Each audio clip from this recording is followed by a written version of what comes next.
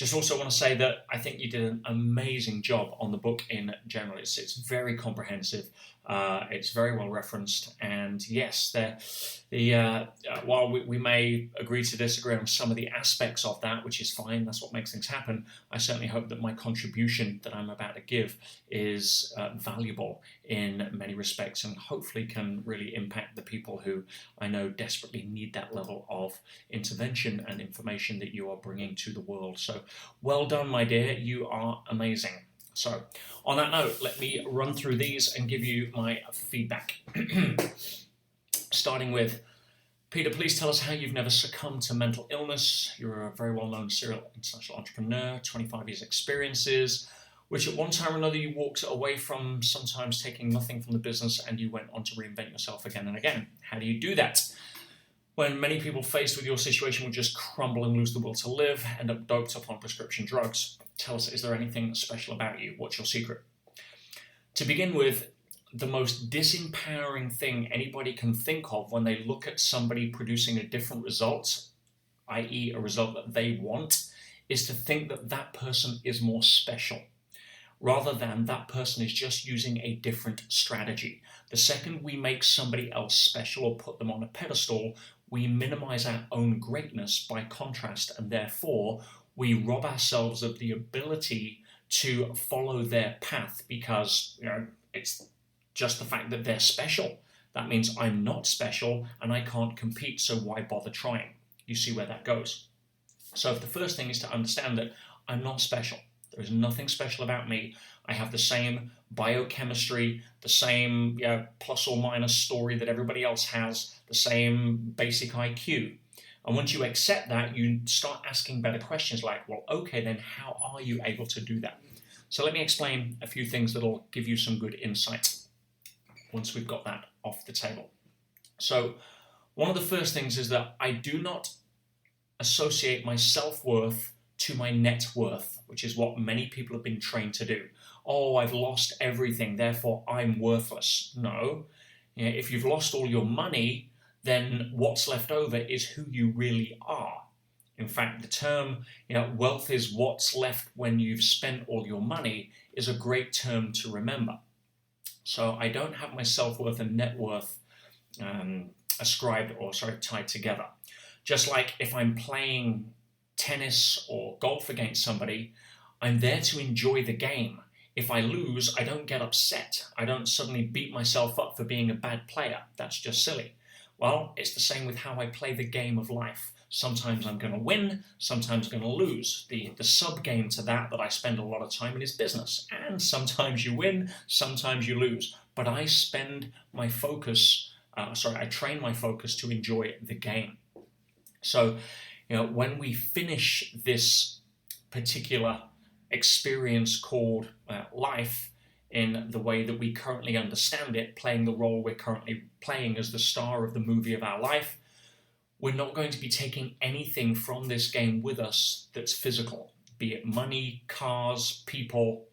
So if we understand that in advance, why do we get so tied up, or get wrapped around the axle about losing things that at some point we're going to lose anyway? Full stop. In fact, I won't punctuate, Norma, I'll let you do that. One of the most empowering phrases that I have, which you'll have read in my book, is train yourself to let go of everything you fear to lose. That way, you realize that every relationship you have at some point will end because it is subject to the law of impermanence. Whether that is a relationship with your finances, your partner, your career, or your body, it will end at some point. So why the stress about holding on to it so tightly? But I think the overall answer to that question is that I see this as an incredible game to play in, not a life or death situation, because I don't believe death is the opposite of life. I simply believe death is the opposite of birth. Full stop. There I go again, punctuating.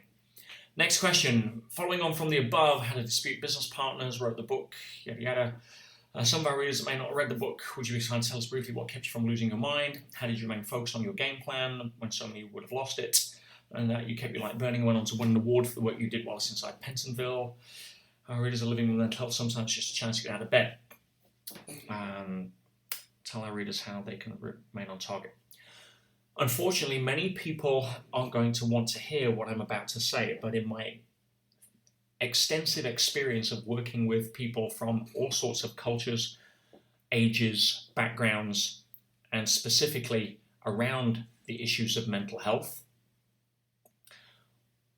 I've seen some very common patterns. And one of the most common patterns for people who are stressed is A, they are often too focused on themselves.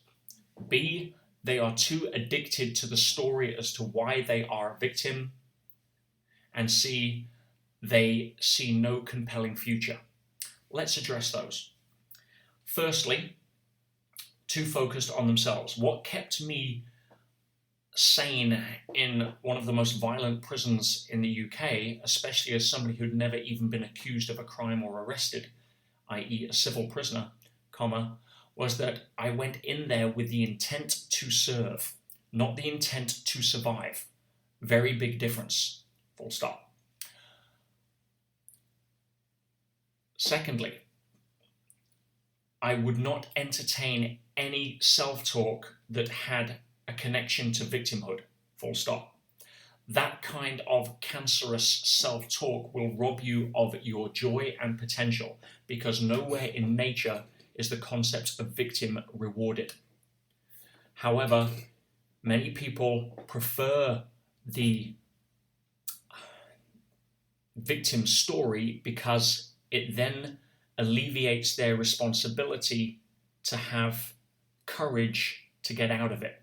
Because if I'm a victim, the subtext is that it's not my fault. And if it's not my fault, then I can't do anything about it. That traps people in the same hamster wheel of unfulfillment, sadness, and depression for many, many years. Finally, if I can remember what C was, oh yes, a new compelling future. One of the main beliefs that I have is that a new future is always available.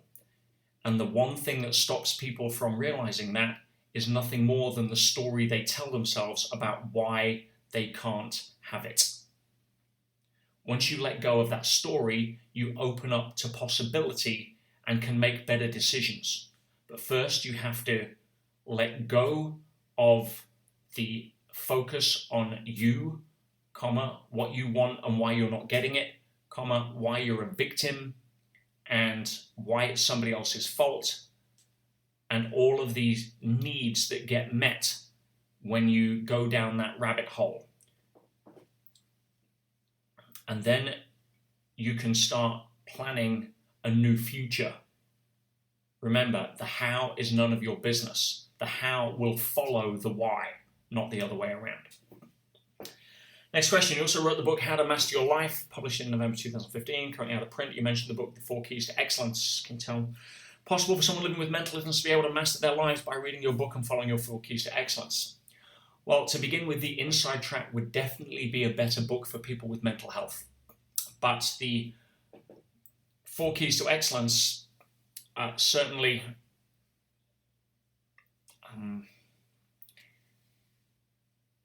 is a great foundation, but I would certainly say that the Inside Track would be far more powerful. And yes, not only can somebody conquer mental illness by reading that book, but if you read any of the reviews on Amazon, many people have. In your book, The Inside Track, you mentioned you stopped many prisoners from committing suicide. Before this, had worked with individuals living in mental illness. What was your success rate? Having to master their mindsets, having stopped suicidal thoughts, and have had more life. To begin with, the answer may be a little skewed because I can congruently say it is 100% success rate. The reason I say it's skewed is because I only choose to work with people who are committed to wanting to change. The number one rule I found in personal growth / coaching / working with mental illness is this. If you want change for somebody more than they want it for themselves, you are wasting your time, and no amount of techniques or formulas or pills are going to change that.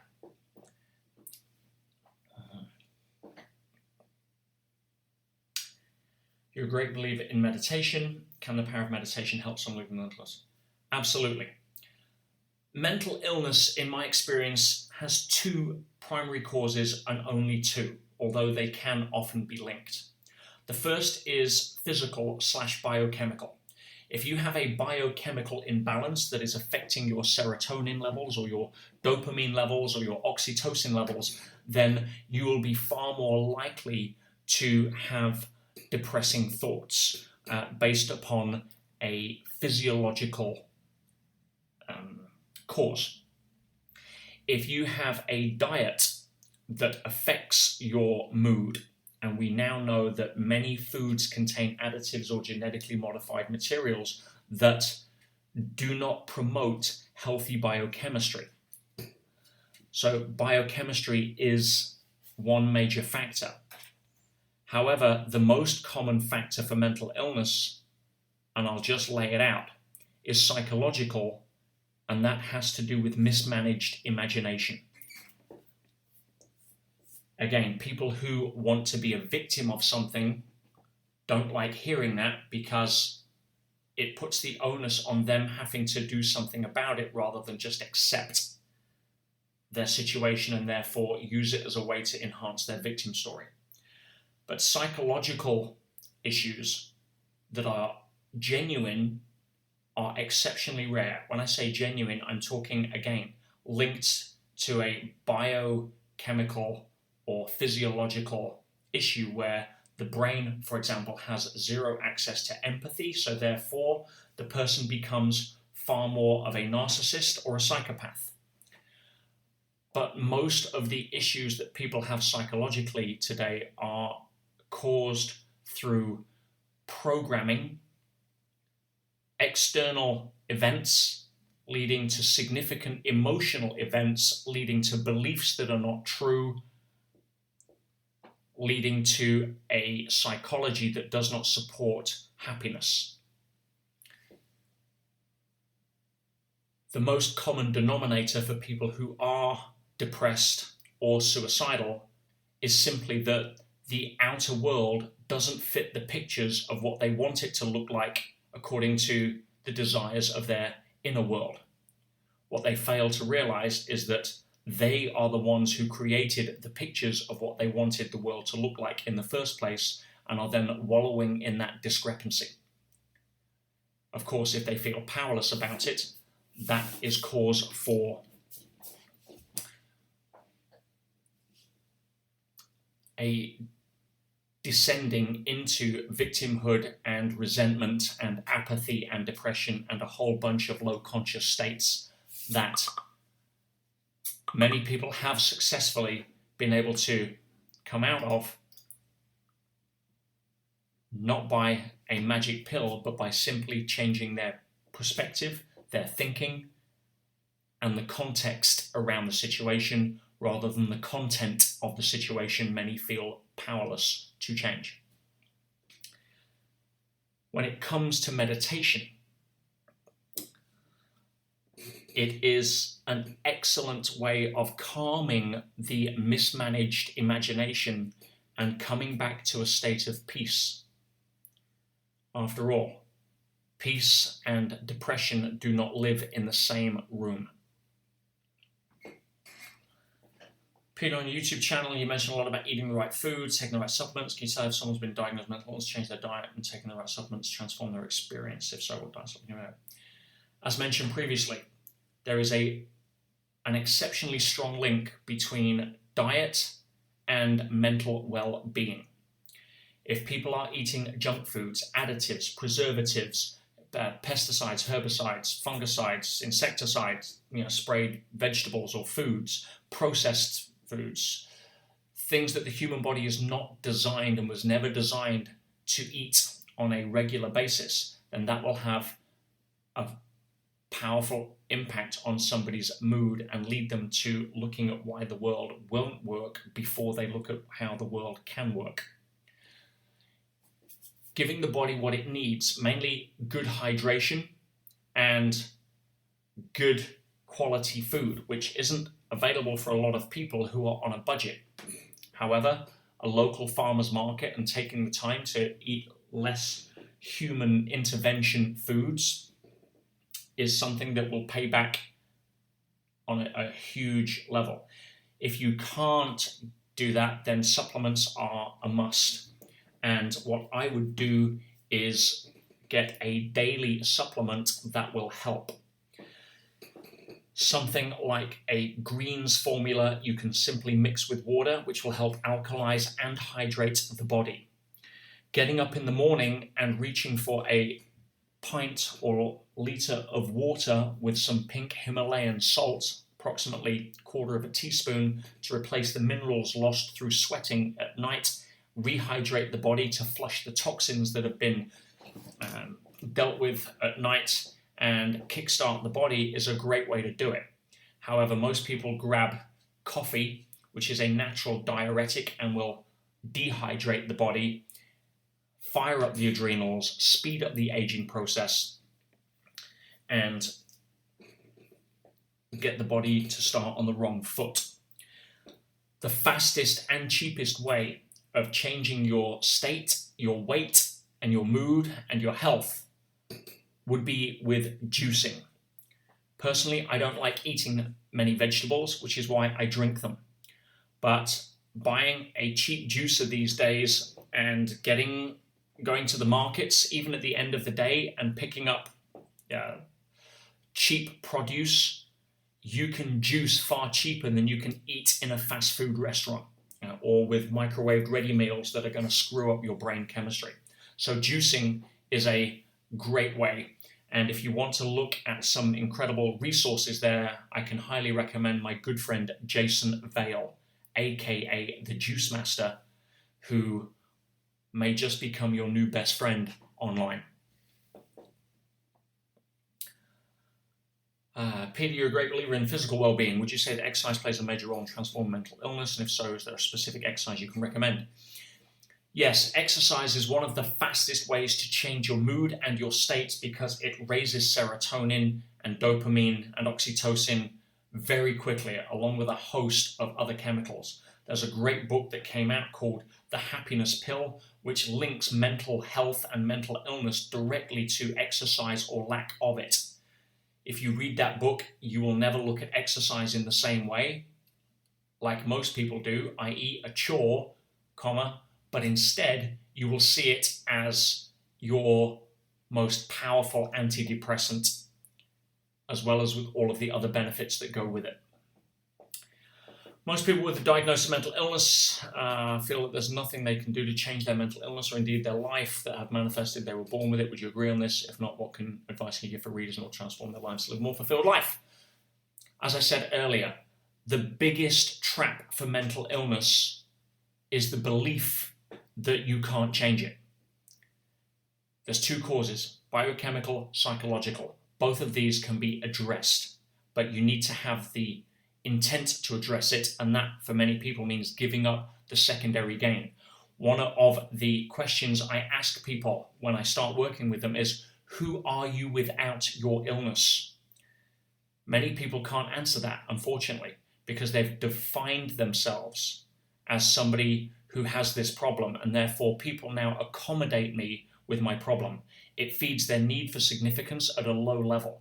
In other words, I don't have a significant income. I don't have a significant education.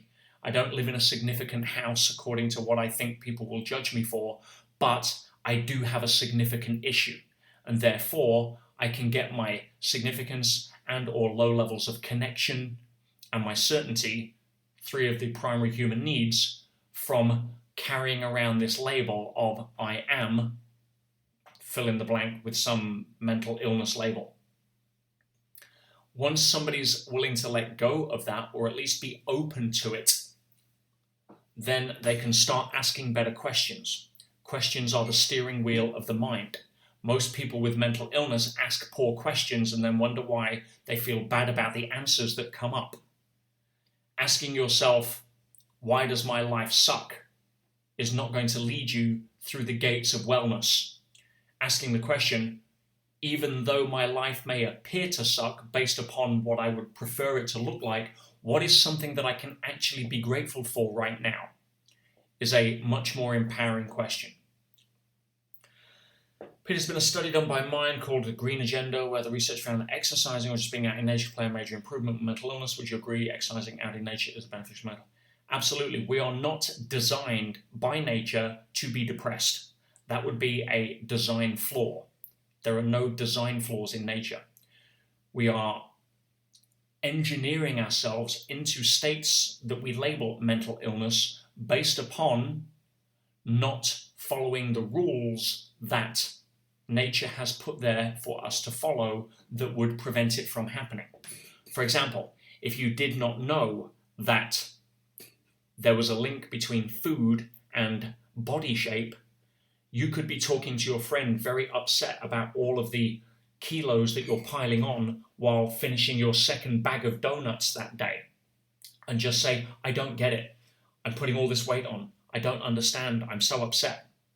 Of course, we now know there is a massive correlation between what you eat and the shape of your body. That's pretty simple. However, if you didn't know that there was also a huge correlation between what you eat, the exercise you took, and the environment that you put yourself in, then the same thing applies. Getting out in nature, standing next to a waterfall, walking through a forest, you're connecting with higher vibration stuff, not the low vibration stuff that most people expose themselves to. I also can't go any further without mentioning the mainstream media. I have never, and I'll repeat that, never, underline never, met somebody who is default positive who consistently watches the mainstream media. I've put videos on this on my YouTube channel that explain the brain chemistry and how it works and what the media's job is. And trust me, it is not to make you happy. But if you are hooked on the mainstream media, or even believe the fantasy that it's real, as opposed to what they want to program you with, then nothing else I say is going to help.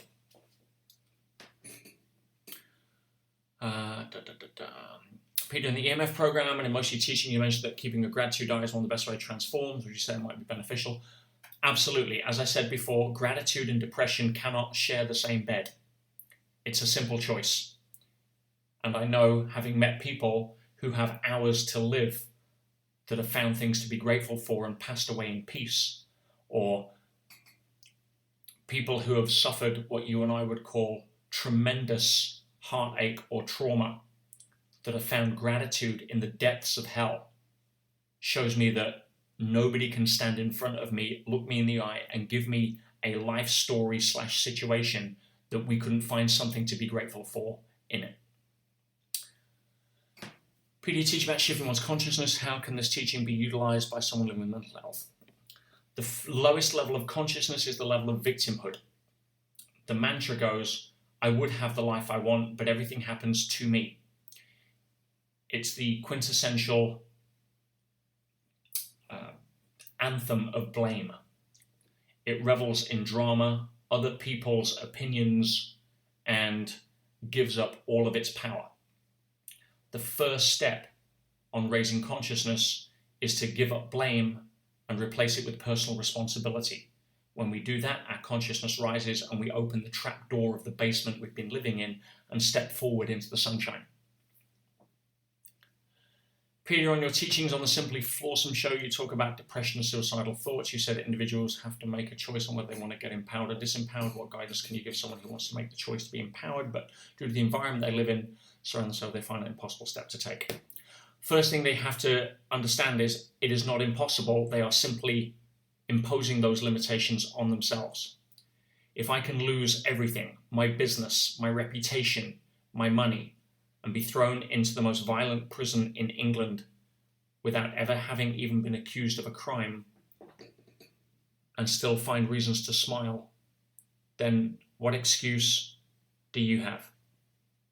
Also, I used to buy the book Man's Search for Meaning by Viktor Frankl, which gives his account of his survival in Auschwitz. And I used to give that to prisoners and challenge them to read it and not cry with tears of joy and gratitude that they were in Pentonville and not Auschwitz. You get the idea. So if you want the secret to happiness, it's pretty simple. Think happy thoughts. It's not the inability to think happy thoughts that keeps people unhappy. It is their rules around what has to happen in order for them to give themselves permission to feel the happy thoughts. And that's because they're playing a fundamentally flawed game. And the game is called Feel Great When. And then they set up all of the obstacles in the way. Feel great when I have somebody tell me they love me. Feel great when I lose all this weight. Feel great when I get a better job. Feel great when I live in the house I want to live. Feel great when the things that happened to me in the past, are changed. Again, impossible, right? The people who have conquered mental illness realize the futility in that and therefore play the game of feel great now. Not feel great now because. There's no because in that. Feel great now. Why? Your life looks like shit. Guess what? I don't care. I'm in love with feeling great. I don't need you to tell me anything. Your opinion of me is none of my business. I don't need money in my account to hit a certain level before I give myself permission. None of that. I'm playing the game of feel great now, and therefore your mind will start searching for reasons to feel great now, and you will find all the ones that have been hiding. I go into more detail on this in the Inside track. Peter, in your teachings, you teach that you're born to give out gifts, but if your mind is plagued by mental illness, how can you find their gifts they came here to give? I think I've already answered that question. Peter, would you agree in taking prescribed medicines for mental health in combination with the teachings in your book, The 4 Keys, one could accomplish a more fulfilled life? I have a very strong opinion around prescribed medicines for mental health. One, they become dependent, and therefore people feel that the only way to cope with their mismanaged imagination is by putting in pills that are artificially raising biochemistry but not changing the outer world circumstances that many people use as the initial reason for feeling depressed. So, if you are on medication, I would set an intention to replace the medication gradually over time with happier thoughts. As you've already seen, exercise will produce way more positive biochemistry than any antidepressant. In fact, if you want to know the truth, antidepressants are primarily useless in themselves, but they help people think happy thoughts based upon their belief about what they are doing or how powerful the pill is. If you want proof of this, then look at the studies where one of the top antidepressants, in fact the #1 world's best-selling antidepressant, performed in its clinical trials against a sugar/chalk pill placebo. It was 2% more effective than giving the person the placebo. But because the person was told the placebo was a powerful antidepressant, they gave themselves more permission to think happier thoughts, thinking it was the pill that was doing it. There's nothing more I can say on that. Most people living with mental illness find difficulty in developing or sustaining relationships. Intimate relationship, what guidance can you give them to build an unshakable life, not dependent friends relationship? Again, it comes down to not using your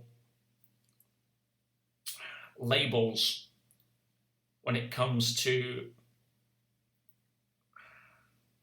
justifying yourself with other people.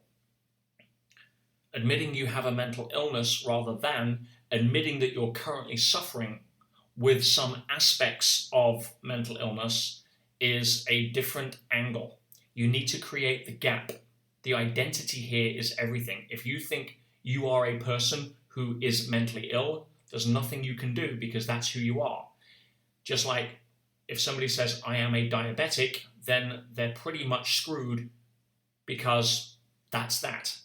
as opposed to somebody saying the truth that, oh, yeah, I'm not diabetic, but my body is currently suffering from a condition called diabetes. That creates the difference, the gap between you and the identity. You and the condition, which allows you hope to treat it. When people say, I have cancer, I say, no, you don't. And when they look at me like I'm crazy and try to prove it with their x-rays or diagnosis, I say, yes, exactly. Your body has cancer, you don't. That's when the penny drops for many people.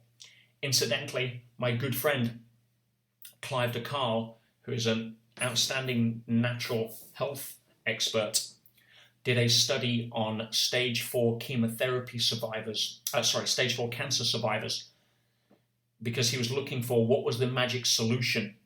And he found that they all ate different things, took different supplements. There was no commonality apart from one thing. The people who were at stage 4 cancer and survived, who didn't go through chemotherapy or any of the other toxic stuff, all had a profound connection to gratitude, which sent their cancer into remission. If it can do that for a physical tumor, I can promise you it can do it for a brain that was designed to think happy thoughts rather than negative ones. Said by many in the mental health field have experts that once one is diagnosed, there's no cure. Would you agree with this statement? Of course not. Absolutely bullshit, and it's probably the death sentence for most people's recovery just on itself.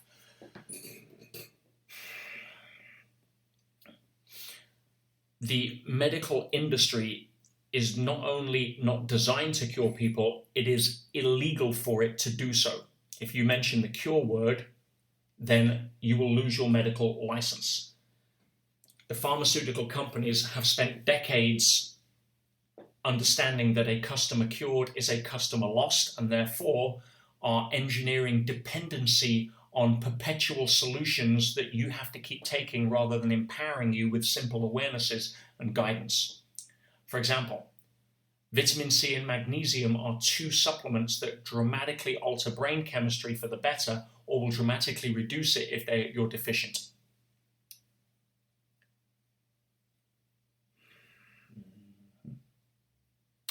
Peter, you've mentioned that you have used NLP in your coaching, have used NLP with individuals living with mental illness, and have there been a successful outcome? NLP is simply a tool of influence to try to help people with. The most powerful aspect of NLP is being able to use it to install new beliefs or question and induce doubt in false beliefs. Peter, you currently run a free 5-day challenge on your website. Would you recommend this to individuals living with mental illness? Absolutely. Any and all of my work is designed to empower people mentally, and the 5-day challenge is a great free way to start this. Mention that my mission is to create the mindset and tools to unleash highest potential. We've so kind as to give guidance to our readers living with mental how they too can give the best version of themselves. First step, very simple. Go read the inside track. You can get it for a fraction of the cost online by going to getpetesbook.com. I put that website together to help as many people as I can. You have the Reinvent Your Life 6-week bootcamp. Would you recommend this course for someone diagnosed with mental illness? Absolutely. It's also an affordable way to really do a deep dive on shifting your mental state. In fact, in the first week, we talk about how do you create states of joy, fulfillment, and certainty, because there are specific triggers, recipes, and methodologies that allow you to do that. But if you don't know what they are, you're going, as creatures of habit, to fall back into your previous thinking patterns, which will lead you straight back to antidepressants or victimhood. On your website, you offer personal training and mentoring. Is this open to anybody, even individuals diagnosed with mental illness? Every single person who looks for personal training and mentoring at the individual level, I'm happy to have a conversation with. In this current crisis of COVID-19 pandemic, where there is enforced isolation, it's going to be very difficult for individuals living with mental illness. Peter, what guidance can you give our readers to help them through this difficult crisis period? Turn it into an opportunity. Start asking better questions. Connect with people online that light you up. Use the opportunity to watch uplifting content either on Netflix or Gaia, or channels that give you hope and inspiration. Turn off the news, full stop. It is designed to scare you, not to keep you safe. Choose 1 or 2 friends you can connect with on a daily basis by phone or WhatsApp, and ask each other just to check in and send a positive message. Have a rule there, there's no negativity allowed. Fear is the fastest way to drop the immune system, which is why stress hormones are given to people in hospital who have organ transplants so that their immune system doesn't reject the organ. Smile often for no reason. You have the intention to move the corners of your mouth. That alone triggers new brain chemistry. Set yourself a goal. Get focused on a new future that you can work towards. Hold it as a possibility and let go of the how. Allow the how to present itself. You have a once-in-a-lifetime opportunity to spend quality time with yourself, learning things that can take you in a better direction. Don't waste it.